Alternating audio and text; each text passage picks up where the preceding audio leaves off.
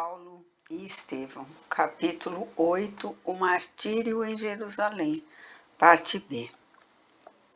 O comparecimento de Paulo de Tarso ao templo, acompanhado 4 irmãos de raça em mísero estado de pobreza, a fim de com eles purificar-se e pagar-lhe as despesas do voto, causou enorme sensação em todos os círculos do farisaísmo.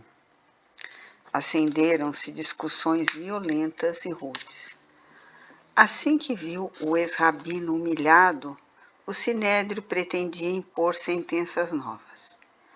Já não lhe bastavam as imposições anteriores. No segundo dia da santificação, o movimento popular crescera no templo em proporções assustadoras. Todos queriam ver o célebre doutor que enlouquecera as portas de Damasco, devido ao sortilégio dos galileus. Paulo observava a efervescência do cenário em torno da sua personalidade e pedia a Jesus não lhe faltasse com as energias suficientes. No terceiro dia, à falta de outro pretexto para a condenação maior, alguns doutores alegaram que Paulo tinha o atrevimento de se fazer acompanhar aos lugares sagrados por um homem de origem grega, estranho às tradições israelitas. Trófimo nascera em Antioquia, de pais gregos, tendo vivido muitos anos em Éfeso. Entretanto, apesar do sangue que lhe corria nas veias, conhecia os preceitos do judaísmo e portava-se nos recintos consagrados ao culto com inexcedível respeito. As autoridades, contudo, não quiseram ponderar tais particularidades. Era preciso condenar Paulo de Tarso novamente, haviam de fazê-lo a qualquer preço. O ex-rabino percebeu a trama que se delineava e rogou ao discípulo não mais o acompanhasse ao Monte Moriá, onde se processavam os serviços religiosos. O ódio farisaico, porém, continuava a fermentar. Na véspera do último dia da purificação judaica, o convertido de Damasco compareceu às cerimônias com a mesma humildade. Logo, porém, que se colocou em posição de orar ao lado dos companheiros, alguns exaltados o cercaram com expressões e atitudes ameaçadoras. Morte ao desertor, pedras à traição, gritou uma voz estentórica abalando o recinto. Paulo teve a impressão de que esses brados eram a senha para maiores violências, porque imediatamente estourou uma gritaria infernal. Alguns judeus frementes agarraram-no pela gola da túnica, outros travaram-lhe os braços, violentamente arrastando-o para o grande pátio reservado aos movimentos do grande público. Pagarás teu crime, diziam uns. É necessário que morras, Israel se envergonha de sua presença no mundo, bradavam outros mais furiosos. O apóstolo dos gentios entregou-se sem a mínima resistência. Em um relance, considerou os objetivos profundos de sua vinda a Jerusalém, concluído que não fora convocado tão só para a obrigação pueril de acompanhar ao templo 4 irmãos de raça, desolados na sua indigência. Cumpria-lhe afirmar, na cidade dos rabinos, a firmeza de suas convicções. Entendia agora a sutileza das circunstâncias que o conduziam ao testemunho. Primeiramente, a reconciliação e o melhor reconhecimento de um companheiro como Tiago, obedecendo a uma determinação que lhe parecera quase infantil. Em seguida, o grande ensejo de provar a fé e a consagração de sua alma a Jesus Cristo.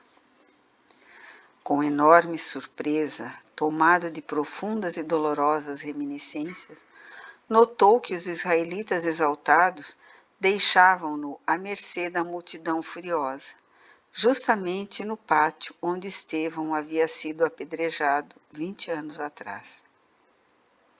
Alguns populares desvairados arrebataram-no à força, prendendo-o ao tronco dos suplícios. Engolfado nas suas lembranças, o grande apóstolo mal sentia os bofetões que lhe aplicavam. Rápido, arregimentou as mais singulares reflexões. Em Jerusalém, o Mestre Divino padecera os martírios mais dolorosos. Ali mesmo, o generoso Gesiel se imolara por amor ao Evangelho, sob os golpes e chufas da populaça. Sentiu-se então envergonhado pelo suplício infligido ao irmão de Abigail, oriundo de suas próprias iniciativas. Somente agora, atado ao poste do sacrifício, compreendia a extensão do sofrimento que o fanatismo e a ignorância causavam ao mundo. E refletiu: ó Mestre, é o Salvador dos homens, e aqui padeceu pela redenção das criaturas. Estevão era seu discípulo devotado e amoroso, e aqui experimentou igualmente os suplícios da morte. Jesus era o Filho de Deus, Gesiel era seu apóstolo. E ele? Não estava ali o passado a reclamar resgates dolorosos? Não seria justo padecer muito pelo muito que martirizara os outros? Era razoável que sentisse alegria naqueles instantes amargos, não só por tomar a cruz e seguir o Mestre bem-amado, como por ter tido o ensejo de sofrer o que Gesiel havia experimentado com grande amargura. Essas reflexões proporcionavam-lhe algum consolo. A consciência sentia-se mais leve. Ia dar testemunho da fé em Jerusalém, onde se encontrara com o irmão de Abigail. E depois da morte, podia aproximar-se do seu coração generoso, falando-lhe com júbilo dos seus próprios sacrifícios. Pedir-lhe-ia perdão e exaltaria a bondade de Deus que o conduzira ao mesmo lugar para os resgates justos. Alongando o olhar, entreviu a pequena porta de acesso ao pequeno aposento onde estivera com a noiva amada e seu irmão prestes a desprender-se do mundo nas agonias extremas. Parecia ouvir ainda as derradeiras palavras de Estevão, misturadas de bondade e perdão. Mal não saíra de suas reminiscências quando a primeira pedrada o despertou para escutar o vozerio do povo. O grande pátio estava repleto de israelitas sanhudos. Objurgatórias sarcásticas cortavam os ares. O espetáculo era o mesmo do dia em que Estevão partira da terra. Os mesmos impropérios, as fisionomias escarninhas dos verdugos, a mesma frieza implacável dos carrascos do fanatismo. O próprio Paulo não se furtava à admiração ao verificar as coincidências singulares. As primeiras pedras acertaram-lhe no peito e nos braços, ferindo-o com violência. Esta será em nome da sinagoga dos cilícios, dizia um jovem em coro de gargalhadas. A pedra passou sibilando e dilacerou pela primeira vez o rosto do apóstolo. Um filete de sangue começou a ensopar-lhe as vestiduras. Nem um minuto, porém, deixou de encarar os carrascos com a sua desconcertante serenidade.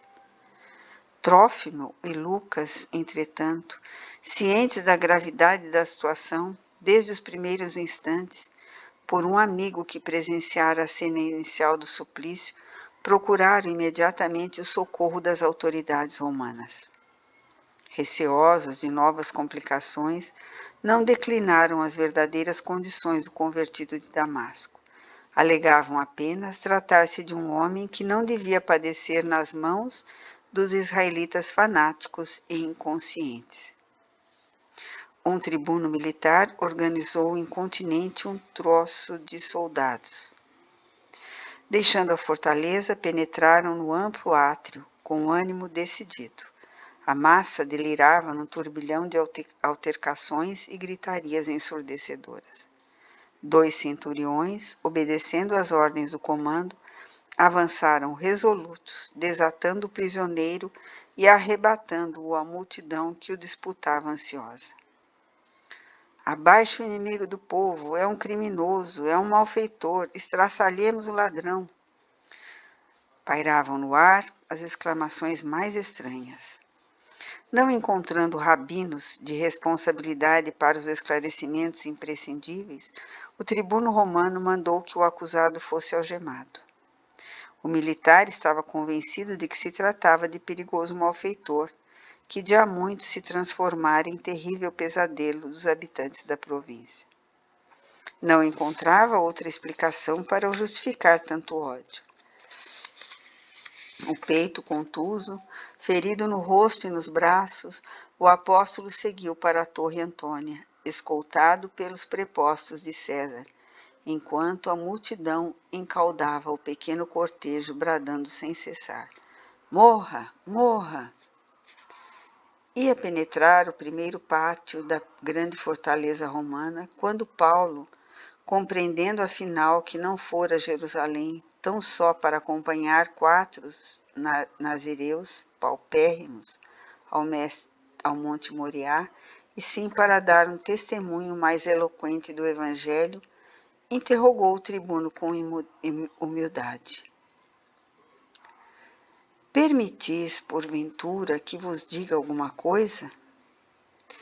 Percebendo-lhe as maneiras distintas, a nobre inflexão da palavra em puro grego, o chefe da coorte replicou, muito admirado: Não és tu o bandido egípcio que há algum tempo organizou a malta de ladrões que devastam para estas paragens?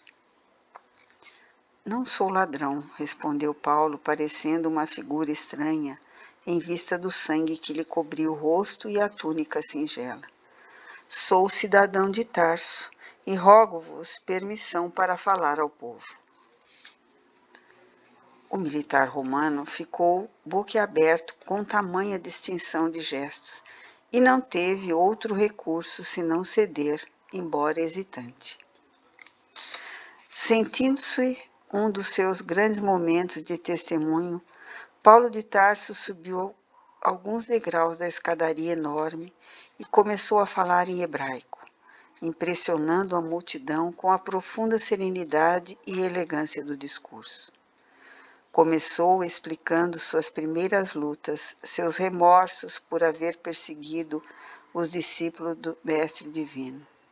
Historiou a viagem a Damasco, a infinita bondade de Jesus que lhe permitira a visão gloriosa, dirigindo-lhe palavras de advertência e perdão. Rico das reminiscências de Estevão, falou do erro que havia cometido em consentir na sua morte. Ouvindo-lhe a palavra cinzelada de misteriosa beleza, Cláudio Lísias, tribuno romano que efetuara a prisão, experimentou sensações indefiníveis. Por sua vez, havia recebido certos benefícios daquele Cristo incompreendido a que se referia o orador em circunstâncias tão amargas.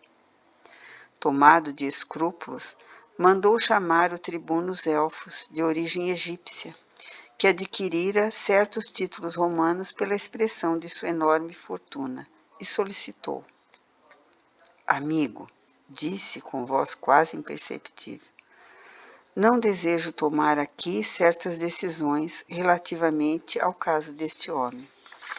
A multidão está exaltada e é possível que ocorram acontecimentos muito graves. Desejaria tua cooperação imediata. Sem dúvida, respondeu o outro resoluto. E enquanto Lísias procurava examinar de modo minucioso a figura do apóstolo, que falava de maneira impressionante, Zelfo desdobrava-se em providências oportunas. Reforçou a guarnição dos soldados, iniciou a formatura de um cordão de isolamento, buscando resguardar o orador de um ataque imprevisto.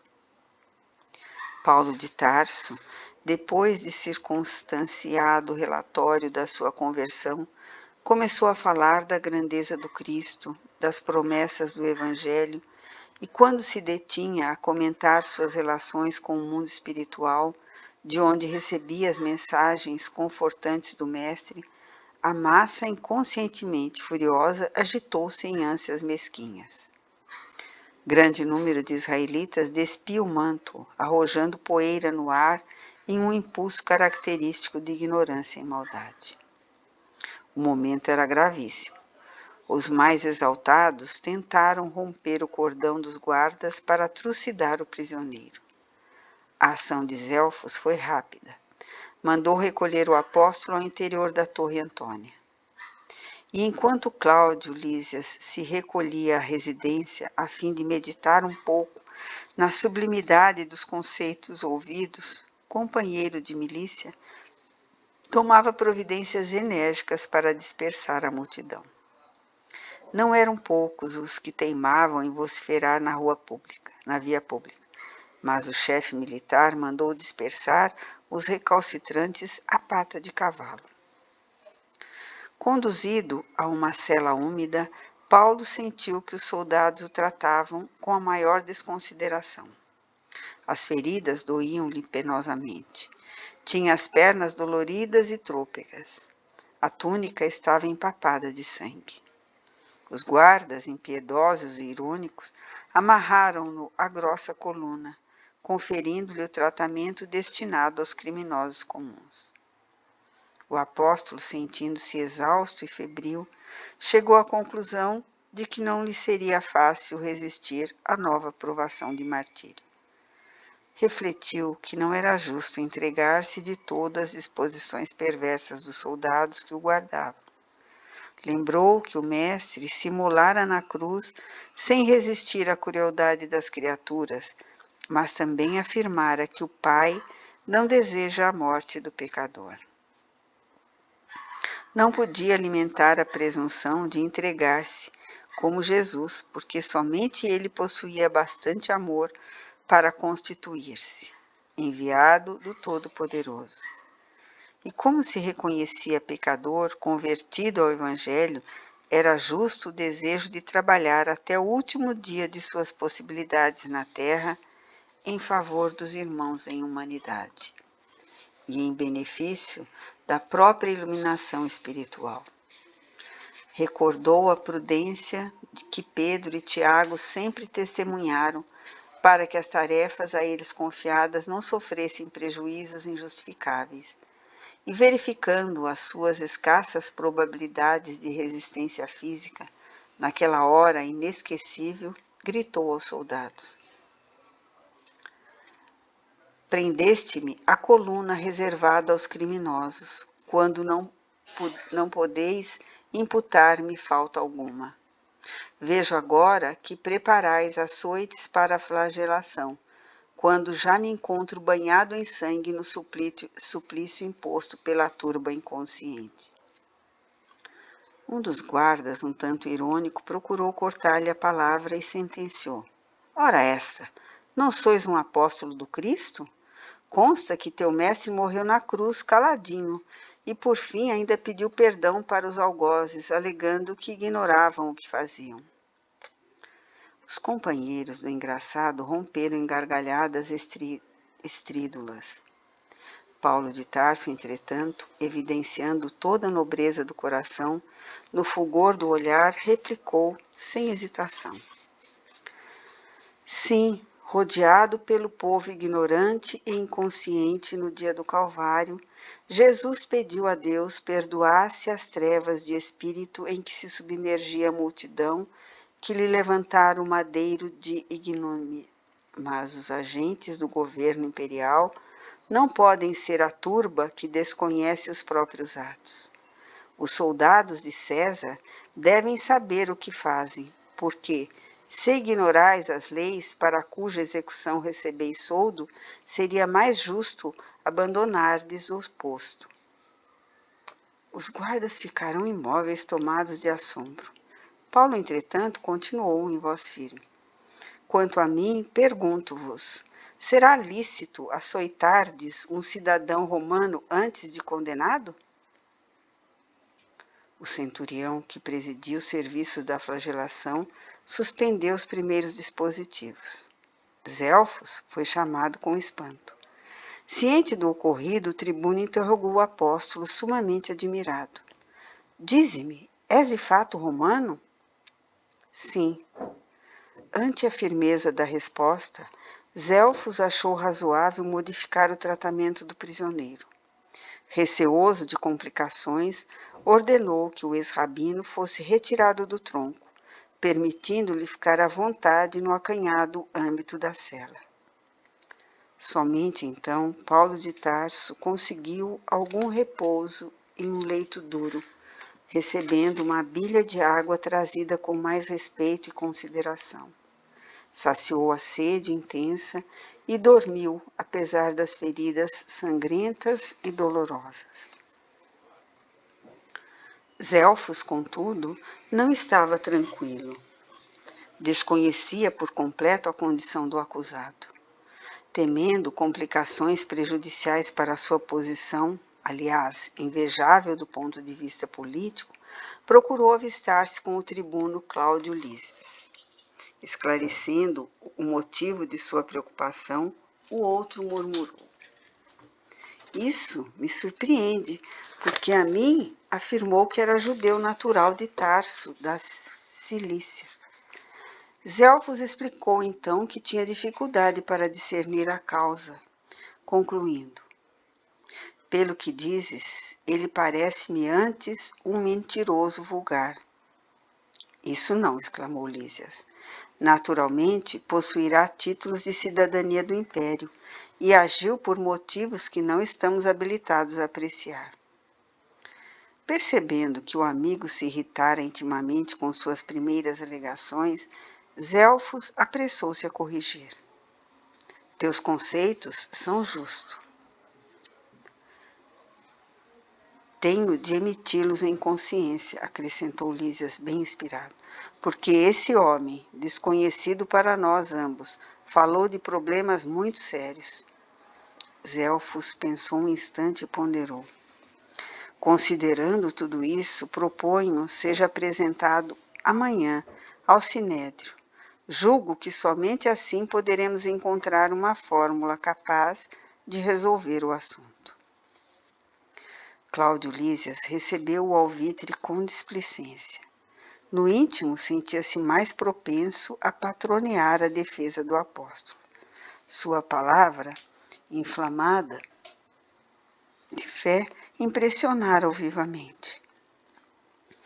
Em breves, rápidos momentos de meditação, analisou todos os lances pró e contra uma atuação dessa natureza. Subtrair o acusado à perseguição dos mais exaltados era uma ação justa, mas disputar com o sinédrio era uma atitude que reclamava mais prudência. Conhecia os judeus muito de perto e por mais de uma vez experimentara o grau de suas paixões e caprichos.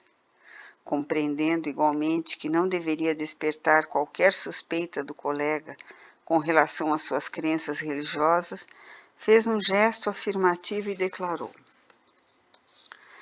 concordo com o alvitre. Amanhã entregá-lo-emos aos juízes competentes em matéria de fé. Poderás deixar isto a meu cargo, porque o prisioneiro será acompanhado de escolta que o garanta contra qualquer violência. E assim foi. Na manhã seguinte, o mais alto tribunal dos israelitas foi notificado pelo tribuno Cláudio Lísias de que o pregador do evangelho compareceria perante os juízes para os inquéritos necessários às primeiras horas da tarde. As autoridades do sinédrio experimentaram enorme regozijo. Iam, enfim, rever o desertor da lei face a face. A notícia foi espalhada com invulgar rapidez. Paulo, por sua vez, na solidão do cárcere, sentiu-se felicitado com uma grande surpresa. naquela manhã de sombrias perspectivas, e é que, com permissão do tribuno, uma velha senhora e seu filho, ainda jovem, penetravam na cela a fim de visitá-lo.